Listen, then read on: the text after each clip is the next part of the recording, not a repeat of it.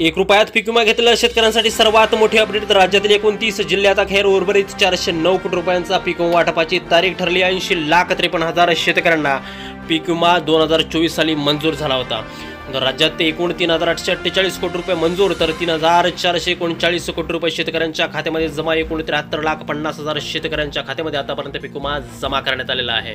यासोबतच एकूण 4 ट्रिगर अंतर्गत पीक विमाची रक्कम शेतकऱ्यांच्या खात्यावरती 29 जिल्ह्यात जमा होणार असल्याची माहिती मिळत आहे। सोयाबीन आणि कापूस या दोनच पिकांसाठी आता पीक विमा मिळणार आहे।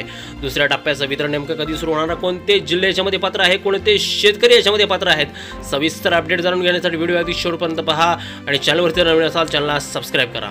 तर मित्र हो बघा, खरीप हंगाम 2024 मध्ये सोयाबीन, कापूस, कांदा, मका, बाजरी या पिकांचं प्रचंड मोठ्या प्रमाणामध्ये नुकसान झालं होतं आणि या नुकसानीच्या पार्श्वभूमीवरती 29 जिल्ह्यातील शेतकऱ्यांना सुमारे 80,53,000 शेतकऱ्यांना पीक विम्याची भरपाई त्या ठिकाणी मंजूर झाली होती।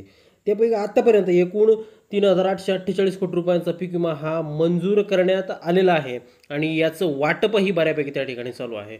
आता याच्यामध्ये मराठवाडा असेल, विदर्भ असेल, मध्य महाराष्ट्र, पश्चिम महाराष्ट्र यातील जिल्ह्यांचा याच्यामध्ये त्या ठिकाणी समावेश आहे। आता या मंजूर रकमेतून 3,439 कोटी रुपये जवळपास 73,54,000 शेतकऱ्यांच्या खात्यावरती आतापर्यंत जमा करण्यात आलेले आहे आणि त्यामुळे शेतकऱ्यांना एक आर्थिक मदत पीक विमा कंपन्यांच्या माध्यमातून त्या ठिकाणी मिळालेली आहे। सोबत आपण जर का पाहिलं, आता ही जी काही रक्कम आहे ही एकूण त्या ठिकाणी 4 ट्रिगर अंतर्गत जमा करण्यात आलेली असून यामध्ये स्थानिक नैसर्गिक आपत्ती असेल, हंगामातील प्रतिकूल परिस्थिती असेल, काढणी पश्चात नुकसान भरपाई असेल आणि शेवटचा ट्रिगर जो म्हणजे पीक कापणी प्रयोगावर आधारित नुकसान भरपाई या 4 ट्रिगरच्या अंतर्गत त्या ठिकाणी जमा करण्यात आलेली आहे।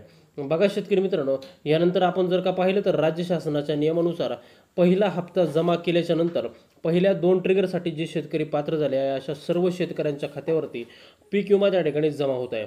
तर उर्वरित शेतकऱ्यांच्या खात्यावरती अजूनही पीक विमा जमा करण्याची प्रक्रिया ही आता त्या ठिकाणी चालू आहे।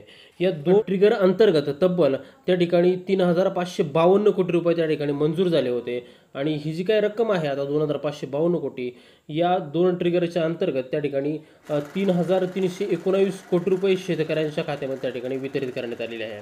आता बऱ्याच शेतकऱ्यांच्या माध्यमातून असाही प्रश्न विचारला जातो की आमचा 75% पीक विमा आणि सरसकट पीक विमा आमच्या खात्यावरती नेमका कधी येणार, अशी विचारणा त्या ठिकाणी शेतकऱ्यांच्या माध्यमातून त्या ठिकाणी केली जात आहे। परंतु आता या सर्व गोष्टीचा आढावा जर घेतला तर ही मंजूर रक्कम आहे ती म्हणजे 3,848 कोटी रुपये। आता ही एकूण 4 ट्रिगर अंतर्गत आलेले असून यामध्ये 3,448 कोटी रुपयांचं वितरण त्या ठिकाणी झालेलं आहे। आता हे झालं ते पहिले 2 ट्रिगरच्या अंतर्गत, मग यामध्ये पहिले 2 ट्रिगरच्या अंतर्गत एकूण 56,52,000 शेतकरी पात्र झाले आहेत आणि त्यांना त्या ठिकाणी 2,840 कोटी रुपये मंजूर झाले असून ते वितरणाचं काम त्या ठिकाणी आता सुरू आहे। यासोबतच आपण जर का या हंगामातील प्रतिकूल परिस्थितीबाबत जर पाहिलं तर त्या ठिकाणी 19,38,000 शेतकऱ्यांना त्या ठिकाणी 712 कोटी रुपये मंजूर झाले आहे। यानंतर तिसरा जो काही ट्रिगर आहे त्याच्या अंतर्गत 2,08,000 शेतकऱ्यांना 277 कोटी रुपये मंजूर झाले। तर शेवटचा जो ट्रिगर आहे पीक कापणी प्रयोगावर आधारित यापैकी 1,74,000 शेतकऱ्यांना जवळपास 18 कोटी रुपये त्या ठिकाणी मंजूर झालेले आहेत आणि वितरणाचं काम त्या ठिकाणी आता सुरू आहे। पीक विम्याच्या प्रतीक्षेत असलेल्या सर्व शेतकऱ्यांना जी काही उर्वरित 409 कोटी रुपयाची रक्कम आहे ही रक्कम आता त्या ठिकाणी दुसरा हप्ता जमा केल्याच्या नंतर त्या ठिकाणी मिळणार असल्याची माहिती सूत्रांच्या माध्यमातून त्या ठिकाणी आपल्याला मिळत आहे। यामध्ये जे काही 409 कोटी रुपये आहे त्यापैकी 248 कोटी रुपये जे काय आहे ते दुसरा हप्ता सरकारकडून विमा कंपन्यांना ज्यावेळेस येईल त्याचवेळेस शेतकऱ्यांना ही रक्कम त्या ठिकाणी वितरित केली आहे।